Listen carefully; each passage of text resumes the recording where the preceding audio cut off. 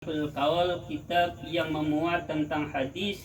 Di sini membahas 40 bab tentang keutamaan. Saya mengaji kitab ini pada tahun 1992. Tepatnya hari Rabu tanggal 30 Oktober bulan 10. Jadi pas bulan puasa. Sekarang sudah 2025 ya Bu. Berarti saya memiliki kitab ini dari saya beli sampai sekarang sudah 33 tahun. Itu artinya pengetahuan yang saya sampaikan di dalam forum yang mulia ini bukan pengetahuan yang instan, Bu. Beli kemarin di toko buku, saya baca kemudian saya sampaikan. Jadi artinya ilmu pengetahuan yang sudah melekat dalam hati saya, dalam otak saya. Sering saya baca dan sebagian banyak hadis-hadis ini sudah saya amalkan. Insya Allah kalau suatu ilmu pengetahuan sudah diamalkan oleh yang menyampaikan, maka akan memberikan dampak yang positif bagi yang mendengarkan. Ilmunya cepat dapat diserap serta bisa diamalkan. Kalau suatu ilmu pengetahuan belum sempat diamalkan oleh yang menyampaikan, oleh sang ustadz, maka sulit sekali ilmu pengetahuan itu diserap oleh yang mendengarkan, oleh jamaahnya, apalagi sampai diamalkan, Bu. Ya. Jadi itu sebabnya dalam kitab Ta'limul Muta'alim disyaratkan, dianjurkan memilih guru itu satu yang lebih sepuh, yang usianya sudah tua. Saya masih kurang tua, Bu. Ya. Nanti ada tambahannya lagi yang lebih alim. Yang lebih alim itu yang dijadikan seorang guru. Yang terakhir yang lebih wirangi. Apa itu wirangi? Yang lebih hati-hati dalam setiap langkah kehidupannya. Itulah orang yang layak untuk dijadikan seorang guru. Saya belum layak, tua belum, ya, ilmu belum banyak, juga ngakunya tapi belum tua ya, ngakunya. Nah, jadi itu manfaat dan faidah ilmu pengetahuan yang sudah sejak lama dipelajari dan diamalkan. Saya ingat kitab ini dulu saya beli harganya 600 rupiah. Ya, uang pemberian dari Simbah Kiai. Saya ingat selesai sholat jamaah, Bu, menjelang bulan puasa. Saya memiliki kebiasaan kalau sholat jamaah di belakang Kiai persis, sebelah kanan. Jadi satu saat saya absen atau telat berjamaah, Kiai tahu. Pas ngaji saya ditegur, Jamal mau bar mengendi. Kok ngelintuk bahasanya, ngelintuk artinya absen. Ya, telat Simbah nembe masak. Itu. Jadi waktu itu saya ditanya, Mal, wis tung kita apa durung? Dereng Simbah. Loh, duit apa ora? Dereng Simbah Yai turun dari masjid, pulang ke rumah, ke dalam, nggak lama keluar lagi manggil saya, Mal, iki duit 2.000 rupiah saat itu, Bu. Tahun 92. Saya dikasih 2.000 rupiah, kemudian saya belanjakan untuk beli kitab namanya Tangkihul Haul, harganya 600 rupiah. Jadi saya merasa senang sekali saat itu. Ya, karena per bulan saya dijatah dari mbah saya dulu. Saya ngurusinkan mbah dari usia 2 tahun sampai saya menikah 31 tahun. Saya diurus sama mbah saya. Jatah bulanan saya di pondok pesantren 10.000 rupiah, beras 10 kilo. Cukup nggak cukup? Sudah gede, Bu. Ya, 10.000 sebelum krisis. Itu jatah saya. Saya dikasih 2.000 rupiah sama Kiai buat beli kitab, sisanya mungkin beli mie ayam kali, saya lupa. Ya. Jadi mari kita sama-sama ngaji kitab ini. Ya, kitab ini membahas 40 bab tentang fadilah. Yang akan saya sampaikan pada pertemuan kali ini adalah fadilah tentang ayat Bismillahirrahmanirrahim. Langsung saja ya, Bu. Bismillahirrahmanirrahim. An Ata'in an Jabirin ibni Abdillah qala lama nazala Bismillahirrahmanirrahim harabal khimu ilal masyriqi wa sakanatir riyahu wa hajal bahru waskhatil bahaimu bi'adhaniha wa rujimati syayatinu minas samai wa halafallahu azza wa jalla bi'izzatihi. Jadi artinya dari sahabat Atha dari Jabir bin Abdullah, ia berkata, saat bismillahirrahmanirrahim Allah turunkan, artinya turun wahyu berupa kalimat bismillahirrahmanirrahim. Saat itu ada suatu fenomena, ada kejadian yang sangat luar biasa yang tidak pernah terjadi sebelumnya. Antaranya adalah mendung lari ke sebelah timur. Jadi mendung itu awan adanya di sebelah timur, ngumpul di sana. Kemudian angin tenang, diam. Nggak ada angin ribut, nggak ada angin puting beliung, nggak ada angin topan, nggak ada angin tornado. Pokoknya suasananya saat itu tenang, anteng. Air laut mengalir ke satu arah, kompak banget. Hewan-hewan saat itu terdiam, telinganya dipasang baik-baik, berusaha untuk mendengarkan, menyimak saat lafal bismillahirrahmanirrahim diturunkan oleh Allah Subhanahu wa ta'ala. Dan kemudian setan-setan dilempari dari langit, ya, dilaknat oleh Allah Subhanahu wa ta'ala, dilempari dari langit. Dan Allah berjanji dengan kemuliaan Allah. Apa janji Allah? La yusamma ismuhu ala saqamin ila syafa'u. Janji Allah, tidaklah asma Allah disebut pada suatu penyakit kecuali Allah memberikan kesembuhan padanya. Jadi artinya apa, Bu? Artinya apabila ada orang sakit dibacakan bismillahirrahmanirrahim, ini janji Allah. Allah akan memberikan kesembuhan kepada orang yang sakit. Berkahnya apa?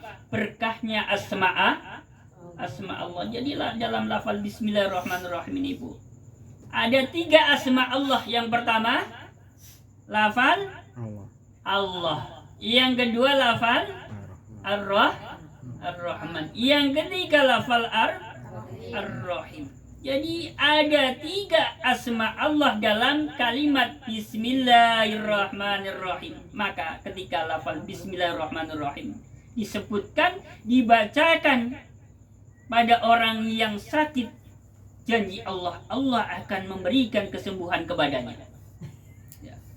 Makanya itu ada cerita di dalam kitab Uqdul Jan.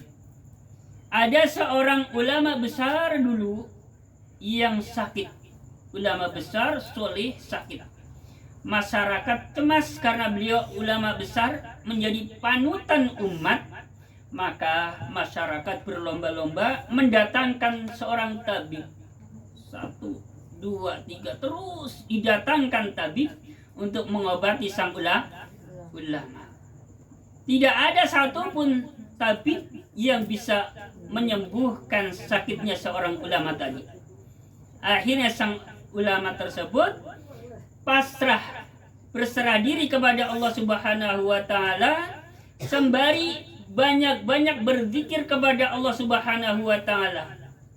Zikirannya apa? Zikirannya adalah bismillahirrahmanirrahim, bismillahirrahmanirrahim, bismillahirrahmanirrahim. Jumlahnya berapa?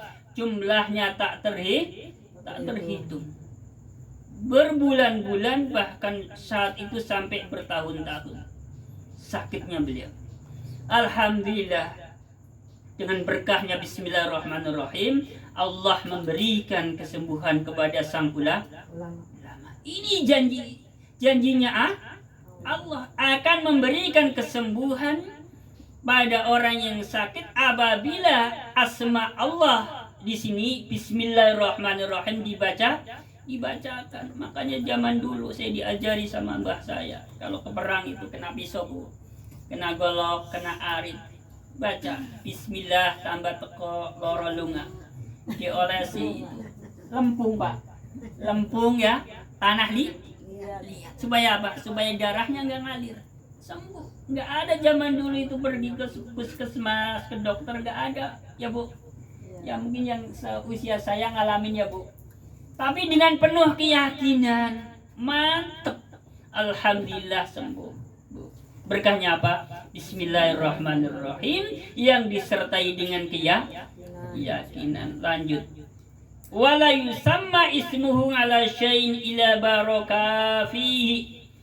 Dan tidak disebutkan asma Allah atas sesuatu kecuali Allah memberikan keberkahan di dalamnya.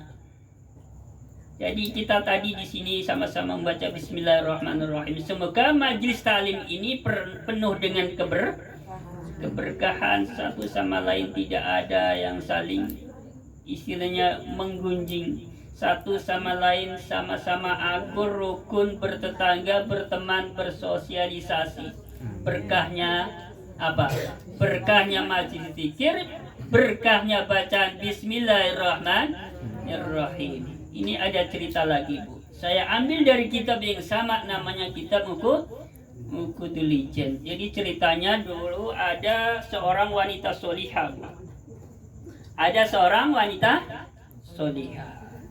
Kebetulan wanita solihah ini memiliki seorang suami yang fasik. Artinya fasik apa? Fasik artinya memang ibadahnya itu kurang, tidak begitu taat kepada Allah dan Rasulnya. Seorang wanita solihah ini memiliki kebiasaan membaca bismillah, dikit-dikit bismillah. Mau ngambil cabai, bismillahirrahmanirrahim. Mau ngulek cabai, bismillahirrahmanirrahim. Ya, buka kulkas, bismillahirrahmanirrahim. Ya, buka dompet, bismillahirrahmanirrahim. Jadi memiliki kebiasaan bismillahirrahmanirrahim. Setiap apa yang ia lakukan, beliau membaca bismillahirrahmanirrahim. Saking seringnya membaca bismillahirrahmanirrahim, suaminya yang fasik ngerasa risih, ngerasa enggak nyaman. Risih juga lama-lama, dikit-dikit bismillah, dikit-dikit bismillah. Ya, mungkin kali diajak sama suaminya juga bismillahirrahmanirrahim. Bismillahirrahmanirrahim ya. Ya, saking seringnya membaca bismillah, suaminya risih. Akhirnya suaminya memiliki ide, niat jahat untuk mempermalukan istrinya yang solihah. Mikir apa ya caranya biar istri saya itu insaf, dikit-dikit bismillah, dikit-dikit bismillah. Punya ide. Panggil istrinya, mah. Baik sayang. Apa beb? Manggilnya di sini Bu. Ya, manggilnya beb kayak gitu. Ya, baik sayang. Ada apa? Ini ayah nitip dompet. Tolong simpan baik-baik. Baik sayang. Simpanlah dompet ini di satu tempat oleh sang istri. Di satu tempat diawali dengan Bismillahirrahmanirrahim. Dengan penuh keyakinan, mantap sang istri membaca bismillah. Suaminya yang memang dari awal sudah memiliki niat yang buruk, ingin mempermalukan istrinya, ngintip dari jauh. Ngintip. Tahu di mana ini dompet? Tahu, oh di sana bawah tuh bantal. Istrinya lengah, dompet ini diambil oleh suami. Dikemanakan? Dilempar, dibuang ke dalam sumur. Dibuang kemana Bu? Dibuang ke dalam sumur. Dompet dia. Dia yang nitipin, dia yang ngambil, dia yang buang. Selang beberapa hari kemudian suami nanya, manggil istrinya. Mah, mana dompet ayah? Ini Pak. Dengan penuh keyakinan, ambil bismillahirrahmanirrahim, kasihkan ke suami bismillahirrahmanirrahim. Lalu dibuka dompetnya oleh suami. Masya Allah. Dompet beserta isinya utuh Bu. Suaminya takjub itu terheran-heran. Heran. Padahal kemarin sudah dibuang oleh sang suami dompet ke dalam sumur, rasanya enggak mungkin sekali bisa diambil. Kenapa itu bisa diambil di tempat di mana istri menyimpan? Terkagum-kagum. Saking terkagum-kagumnya ini suami yang tadinya fasik, tidak taat kepada Allah dan Rasulnya, jauh dari agama, saat itu juga menyatakan, aku insaf, aku bertobat, aku akan menjalankan segala perintah Allah dan Rasulnya. Artinya apa, Bu? Berkahnya bacaan Bismillahirrahmanirrahim. Ya, banyak-banyakin aja baca Bismillah, Bu, ya. Supaya semua berkah. Yang suami ini, yang bapak-bapak, bacain aja, baca Bismillah, insya Allah nanti istrinya yang sudah solehah tambah solehah, yang belum nanti akan menjadi solehah. Yang ibu-ibu yang suaminya maaf tadinya masih belum soleh, nanti akan menjadi soleh. Yang sudah soleh insya Allah nanti akan bertambah menjadi soleh. Putra-putrinya juga begitu, yang tadinya belum soleh, belum solihah, dengan amalan diri dan Bismillahirrahmanirrahim, mau masak baca Bismillahirrahmanirrahim, ya. Mau apa saja baca Bismillahirrahmanirrahim, mau nyuapin anak juga baca Bismillahirrahmanirrahim, mau nyiapin bekal buat anak juga baca Bismillahirrahmanirrahim. Insya Allah nanti putra-putri ibu bisa menjadi putra-putri yang soleh, yang solihah. Berkahnya apa, Bu? Berkahnya bacaan Bismillahirrahmanirrahim. Jadi itu artinya Bismillahirrahmanirrahim itu tidak bisa diremehkan. Karena Bismillahirrahmanirrahim ini selain memang asma Allah tadi, ada lafaz Allah, ada lafaz Ar-Rahman, ada lafaz Ar-Rahim. Juga Bismillahirrahmanirrahim ini kumpulan dari kitab-kitab Allah yang jumlahnya totalnya ada 104. Jadi kitab Allah ini yang diturunkan oleh Allah Subhanahu wa taala melalui para rasulnya, totalnya ada 104. Yang 10 kitab diturunkan kepada Nabi Adam alaihissalam, yang 50 diturunkan kepada Nabi Sis alaihissalam, yang 30 diturunkan kepada Nabi Idris alaihissalam, yang 10 diturunkan kepada Nabi Ibrahim alaihissalam. Sudah 100. 4 kitab lagi, ya, kepada Nabi Musa, kepada Nabi Isa, kepada Nabi Daud, yang terakhir kepada Nabi Muhammad sallallahu alaihi wasallam. Jumlah kitab yang tadinya jumlahnya ada 104 itu dirangkum menjadi satu kitab yang namanya Al-Qur'anul Karim, yang jumlah juznya ada 30 juz. 30 juz ini kemudian dirangkum lagi dalam suratul Fatihah. Suratul Fatihah dirangkum lagi dalam Bismillahirrahmanirrahim. Bismillahirrahmanirrahim dirangkum lagi dalam baknya lafal bismi. Itu sebabnya Bismillahirrahmanirrahim menjadi doa yang mustajab, menjadi jimat yang mumpuni, Bu. Karena apa? Karena semua kitab Allah termuat di dalam ayat Bismillahirrahmanirrahim. Tapi syaratnya mantep, Bu. Enggak boleh ya iya ya enggak. Harus mantep. Lanjut, Bu. Ini masih satu hadis. Wa man qara'a Bismillahirrahmanirrahim dakhalal jannah. Lanjutan dari hadis ini. Dan barang siapa yang membaca Bismillahirrahmanirrahim, maka akan masuk surga. Allahumma amin ya rabbal alamin. Dzakarahu Sayyidi Syekh Abdul Qadir Al-Jilani. Menyebutkan hadis ini Syekh Abdul Qadir Al-Jilani. Wa qala sallallahu alaihi wasallam, ganti hadis, ma min 'abdin yaqulu bismillahirrahmanirrahim ila dzaba syaitanu kama yadzubur rasasu 'alan nari. Kata Nabi, tidaklah seorang hamba yang membaca Bismillahirrahmanirrahim kecuali setan itu hancur seperti halnya timah dipanggang di atas api. Timah tahu, Bu? Zaman dulu timbel ya, Pak. Kalau kita mau mancing, ya, bikin alat buat mancing dulu pakai timbel, dipanasin bisa dibentuk sesuai keinginan kita. Jadi itu gambaran setan ketika dibacakan Bismillahirrahmanirrahim. Hancur seperti timah. Ya begitu, Bu. Jadi ini ada sebuah riwayat ya dari Ibnu Hijjaj.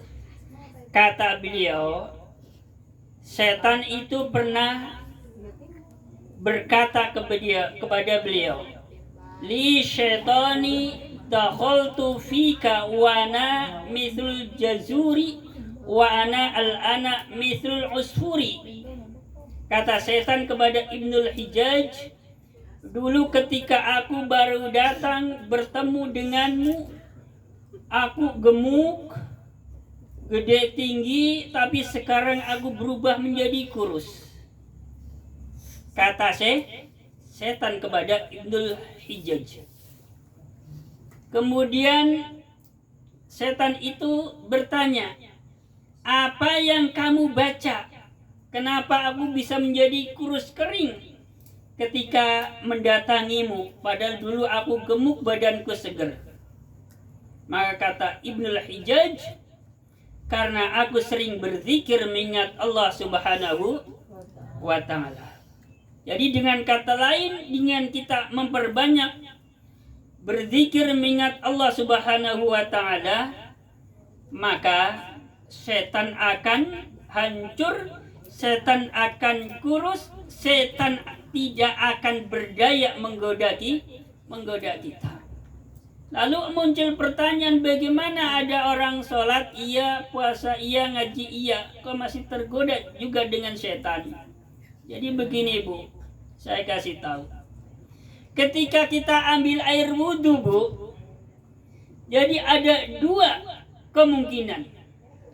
Ketika kita ambil air wudhu yang mengalir dengan sendirinya, maka setiap tetesan air wudhu itu akan menjadi malaikat, yang malaikat itu akan selalu memintakan ampunan kepada orang yang berwudhu. Satu, Bu.